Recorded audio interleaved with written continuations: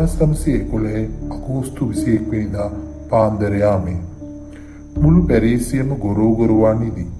ඉදිකටුවක් බිම වැටුණත් ඇහෙන තරම් නිශ්ශබ්ද මොහොතක තිබූ ලූවර් කෞතුකාගාරයේ ගබඩා කාමරයේ පැත්තේ ඉඳලා සේවක ඇඳුමින් සැරසුණු 3 දෙනෙක් ප්‍රදර්ශන ශාලාව දෙසට හිමින් ඇදෙන්නට වුණා. මේ අතර හිටිය එක්කෙනෙක්ගේ නම වින්චෙන්සෝ පෙරූජා. තවත් ඉතාලි ජාතිකයන් දෙදෙනෙක්. පෙරූජා කලින් ලූවර් කෞතුකාගාරයේ වැඩ කරපු සේවකයෙක්. හොඳම වැඩේ කියන්නේ මොනාලිසා චිත්‍රයේ ප්‍රේම කරලා වීදුරුව දැම්මෙත් ඒ කාලේ පෙරූජා ඇතුළු සේවක පිරිසක්. ප්‍රදර්ශන ශාලාවේ මැදක් හරියට වෙන්න තමයි ලියනාඩෝ ඩා වින්චිගේ මොනාලිසා චිත්‍රය තිබුණේ. ශාලාව දිගටම පුරුදු යුගයේ චිත්‍රවලින් අලංකාරවත් වෙලා තිබුණා. මොනාලිසා චිත්‍රය ළඟ නැවතුණු 3 දෙනා හිමින් සැරේ බිත්තිවලට ගහලා තිබ්බු යකඩ කප්පි ගලවලා චිත්‍රය බිමට ගත්තා.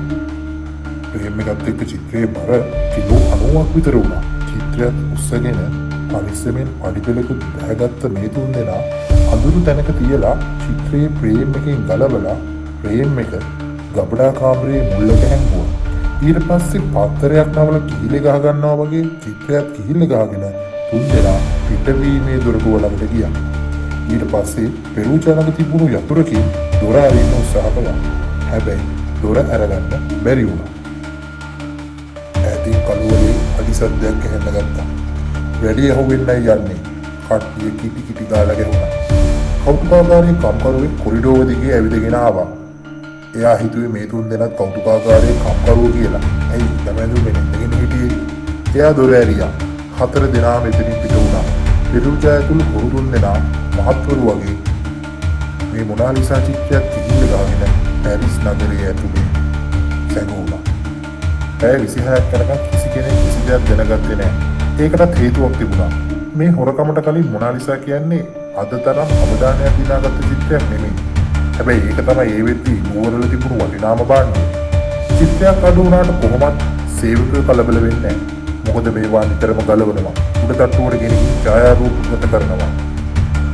වරු කිහිපයකට පස්සේ එම චිත්‍රය පිටපත් කරන්න චිත්‍ර ශිල්පියෙකු ලූවර් වලට ඇවිත් හිටියා. එයා මොනාලිසා චිත්‍රය පිටපත් කරන්න උමනා බව කිව්වා. එතකොට තමයි කට්ටිය දැනගත්තේ පිටපත් කරන්න මොනාලිසා නැති බව. හොරකම් ගැන මුළු රටම දැනගත්තා. පැරිස් නුවර ගැලපුණා. ලූවර් වැහුවා. පොලිස් නිලධාරීන් 60කකින් විත් විශේෂ ටීම් එකක් ලූවර් කෞතුකාගාරයේ අඟලක් පාසා පරීක්ෂා කෙරුවා. පැරිස් නුවර බෝඩර් එක වැහුවා. මුහුදු මාර්ග වෙනම පරීක්ෂා කෙරුවා. ලෝකේ පුරාම පත්තරවල මුල් පිටු මුද්‍රණය වුණේ hina වෙලා ඉන්න මොනාලිසාගේ රූපය. හැමෝම පිස්සෝ වුණා. හොඳ මේක ඒක නෙමෙයි. දන්නවද? මුලින්ම මේ හොරකමට සැකගිරුවේ කාවද කියලා? Pablo Picasso. තැන එක කසුකුසු පැතිරුණා.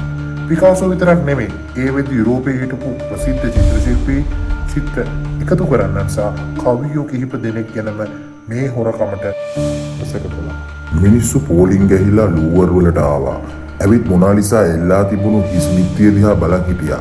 ඔය ඔක්කොම සිද්ධ වෙන අතරේ මොනාලිසා හිටියේ පැරිස් නුවර තිබුණු පෙරූජාගේ පුංචි ගෙදර ටකරම් පෙට්ටියකට වෙලා.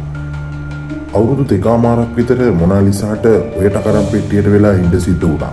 හොරකමට කලින් මොනාලිසා කියලා චිත්‍රයක් තියෙනවා කියලා මිනිස්සු දැනගෙන හිටියත් ගොඩක් ගැනුම්කරුවෝ මේක ගන්න කැමති වෙලා තිබුණේ නැහැ. හැබැයි හොරකමින් පස්සේ කළා. එයා ඒක ඉතාලියට ගෙනිච්චා. ඉතාලියේ හිටපු ප්‍රසිද්ධ චිත්‍ර ව්‍යාපාරිකයෙකු කළා. එයා ඒක ඉතාලියට ගෙනිච්චා.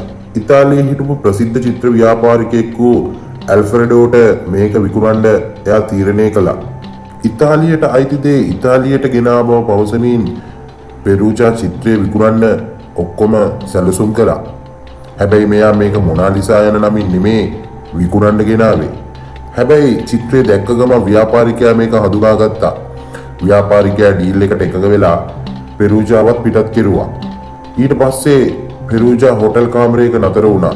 ව්‍යාපාරිකයා පොලිසියට දැනුම් දුන්නා. පොලිසිය හෝටලයට ආවා. පෙරූජාව අත්අඩංගුවට ගත්තා. මොනාලිසා හිටියේ පෙරූජාගේ ඇඳ යට.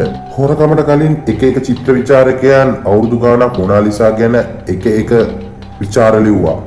ඒ වුණත් ඒ එකක්වත් මොනාලිසාව අමිල වස්තුවක් කරන්න ලැබුණේ නැහැ. මොනාලිසා අමරණීය කිරීමටත් අමිල වස්තුවක් බවට පත් කිරීමටත් පෙරූජාට පුළුවන් වුණා. හුදු පුනරුදු යුගයේ චිත්‍රයක් ලෝක ප්‍රසිද්ධ කලාකෘතියක් බවට පත් කරන්න පෙරූජාට පුළුවන් වුණා.